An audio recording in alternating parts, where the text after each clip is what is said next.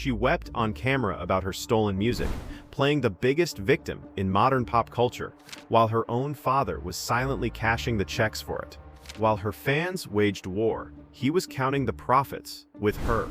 Everything Taylor Swift ever told you about being a victim was built on a lie. We have been sold the ultimate Hollywood fairy tale, the story of a wide-eyed, innocent girl from Pennsylvania whose tear-stained diary entries were stolen by greedy industry men. We watched her fight back, champion women, and build a billion-dollar empire on the back of pure vulnerability. But what if the most famous martyr in the music industry is actually its most ruthless predator? Today, we are looking past the stadium lights to expose the Swiftian industrial complex, the financial deception, the environmental destruction, the calculated crushing of other women, and one final secret, the most damning of them all. Once you hear it, you will never see her the same way again. What if the most famous martyr narrative in music history was actually a carefully engineered inside job? The story is modern legend. Taylor Swift cried to the world that her life's work was stolen by a tyrannical manager, Scooter Braun, who bought her former label, Big Machine Records, for over $300 million. She painted herself as a powerless artist, held hostage by greedy executives, weeping to her fans and declaring a righteous war to reclaim her art. But behind those public tears, who was quietly cashing the massive checks while fans blindly waged war on her behalf? Her own father. Scott Swift, a highly successful former Merrill Lynch stockbroker, was not a helpless bystander. He was a major shareholder in Big Machine Records, owning an estimated 3% of the company during the very time she was supposedly being held hostage. He profited massively from the very corporate machinery she claimed was destroying her soul. It was a betrayal from inside the house. So, if the family was profiting from the sale, how did she convince millions of people to gladly buy music they already owned? Here is the unvarnished truth. The Taylor's version re-recordings. Swift has always owned the publishing rights to her original songs, meaning every time an original track was streamed, she still made a massive profit. The re-recordings were not a desperate act of artistic survival. They were a brilliant, hyper-capitalist masterstroke to systematically devalue the original master recordings, short her own stock, and double-dip into the wallets of her fiercely loyal fans. But before we go any further, we need to understand that for years, she was the helpless target of vicious slut-shaming, relentless media mockery, and savage body-shaming. In her documentary Miss Americana, she bravely confessed that the flashing paparazzi cameras and cruel tabloid headlines warped her self-image, triggering a severe eating disorder that nearly consumed her. She starved herself because the world demanded an impossible perfection from a teenage girl who had barely left home. And in 2017, she countersued a man who sexually assaulted her, not for millions, but for a single symbolic dollar. She endured grueling cross-examination on the stand, refusing to quietly settle, choosing to fight so other women might feel less alone. She became a survivor who learned to play the game better than anyone ever had before. Understanding her wounds explains her armor, but it does not excuse what she did next and what she tried to hide. And that is where the Swiftian industrial complex gets truly dark. What happens when the world's biggest pop star treats the Earth's atmosphere like her own personal taxi lane? While everyday working people are guilt-tripped into using paper straws and paying carbon taxes, in 2022, data exposed Swift as the #1 celebrity carbon polluter. In a matter of months, she logged 170 flights, pumping an estimated 8,293 tons of emissions into the atmosphere. That is nearly 1,200 times the annual emissions of an average human being. Her jet-logged flights as incredibly short as 36 minutes to cover distances a normal person could casually drive in traffic. But the real betrayal isn't just the pollution, it's the cover-up.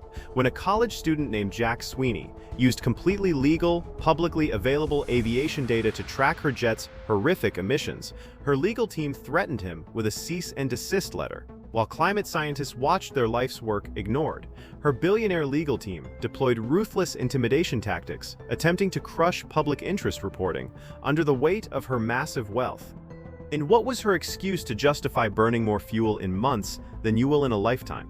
She claimed that it was blatantly incorrect to attribute the flights to her because she regularly loans the jet out to friends. How wonderful. Furthermore, her team claims she purchased double the carbon credits needed to offset her tour. But environmental experts categorize this as pure greenwashing, a PR band-aid where you essentially pay a fee for the right to pollute, allowing the rich to dodge personal accountability while the globe burns. Will the carbon credits reduce the pollution, Taylor? If her personal conduct is already a contradiction, her chart dominance is a heavily fortified monopoly. And guess who are the women paying the biggest price for it? The very artists she publicly claims to support. How exactly does a self-proclaimed girl's girl systematically crush her female peers? Taylor Swift deployed an avalanche of artificial products the exact second her rivals threatened the #1 spot. In the summer of 2024, beloved artists like Billie Eilish and Charli XCX released critically acclaimed albums. But the moment Billie threatened the throne, Swift unleashed sudden digital variants, prompting Eilish's manager to accuse her of breaking her neck to prevent other artists from shining. When Charli XCX's Brat aimed for UK #1, Swift dropped geo-locked UK exclusive reissues at the exact hour needed to block her. For her album The Tortured Poets Department, she flooded the market with a staggering 36 distinct physical and digital variants. For her highly anticipated follow-up albums, she utilized the exact same playbook, flooding the market with dozens of distinct versions, including endless CDs, vinyls, and digital downloads. Acoustic versions, voice memos, and regional exclusives were used as tactical weapons to suffocate emerging talent and hoard the chart throne. But then we also ask that why do fans happily empty their bank accounts to fund this toxic monopoly? Because she has successfully weaponized parasocial relationships. She turned the Billboard charts into a life-or-death team sport. Fans do not buy the 34th variant of an album because it sounds different. They buy it because they have been conditioned to believe that purchasing products is an act of moral defense, ensuring she stays at the summit while true artistry takes a backseat to raw commercial volume. Every single one of those revelations was a calculated business decision, but none of it, absolutely none of it, prepares you for what she did next. Because this final secret does not just expose her strategy, it destroys her entire identity. Just imagine if she weaponizes her fans as a moral army. What does it tell you about the man she chose to put on her arm?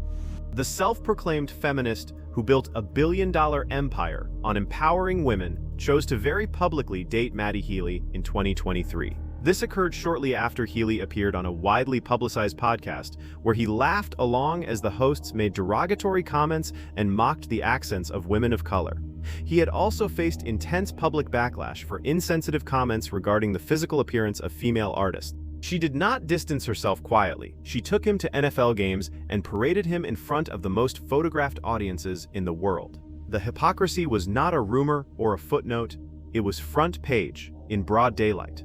And the Swifties, who had spent years policing the behavior of lesser-known artists, they went completely silent. No statement, no accountability, no explanation, just silence. Swiftian industrial complex relies on you believing she is the underdog fighting against the big bad wolves of Hollywood. But when you examine the financial betrayal engineered by her own blood, the environmental destruction hidden behind PR greenwashing, the predatory chart manipulation designed to crush other women, and the stunning personal hypocrisy at the very heart of her feminist brand, the truth becomes inescapable.